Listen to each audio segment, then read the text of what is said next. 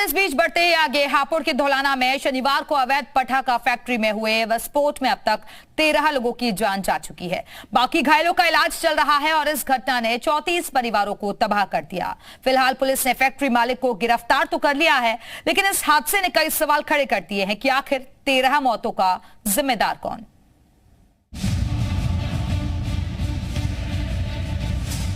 Hapur blast में बड़ा खुलासा।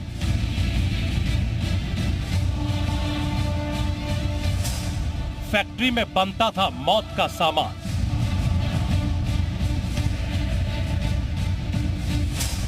एक विस्फोट और कई परिवार तबाह।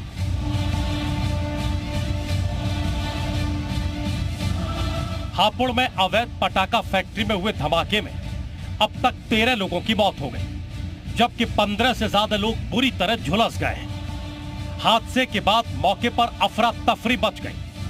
घायलों का इलाज मेरठ, दिल्ली और गाजियाबाद के अलग अलग अस्पतालों में चल रहा है। जांच में इस बात का खुलासा हुआ है कि रूही इंडस्ट्रीज ने इलेक्ट्रॉनिक गुड्स बनाने की परमिशन ली थी, लेकिन नियमों को ताक पर रखकर यहां मौत का सामान बनाया जा रहा था। देखिए, फॉरेंसिक टीम ने सैंपल्स लिए हैं, तो फॉरेंसिक टीम ने जितने सैंपल्स हैं वो सभी लिए हैं, तो उनकी जांच अवेटेड है। मगर यस, जो उनको अनुमानता दी गई थी वो इलेक्ट्रॉनिक गुड्स की दी गई थी।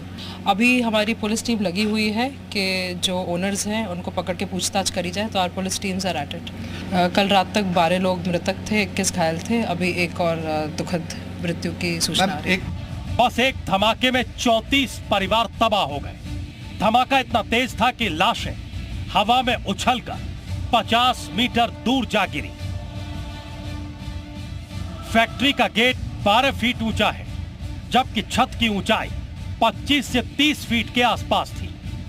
अवैध पटाखा फैक्ट्री में विस्फोट इतना भीषण था कि छत उड़ गई। जिसने भी यहां का मंजर देखा उसकी चीखें निकल गई। इतना ही नहीं, आसपास की कई फैक्ट्रियों में भी इस धमाके की धमक का असर हुआ और कांच चटक गए। जैसे ही ब्लास्ट हुआ, मैंने बाहर निकल के देखा तो जैसे बहुत सारा धुआं निकल रहा था इस फैक्ट्री से, लेकिन हमारी फैक्ट्री की ना टीन सेट, गिलास वगैरह सारे हिल गए थे। इतना जोर से धमाका हुआ था इस फैक्ट्री में। लगभग कितने बजे की घटना होगी?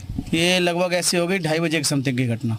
काम कर रहे थे 2 के 2:30 के बीच में, वो 2 के 3 के बीच में, तो सर अचानक में पता नहीं क्या हुआ है और बारूद फटने चालू हो गया, तो इस जरिए से लोग जख्मी हो गए हैं। फिलहाल प्रशासनिक लापरवाही से इस हादसे में 13 जिंदगियां काल के गाल में समा गईं और कई जिंदगियां अभी जिंदगी और मौत के बीच लड़ रही हैं। शनिवार को छुट्टी होने की वजह से 30 से 40 लोग ही काम पर थे, नहीं तो हादसे की चीखें कई और घरों तक सुनाई देती। ब्यूरो रिपोर्ट, जी मीडिया।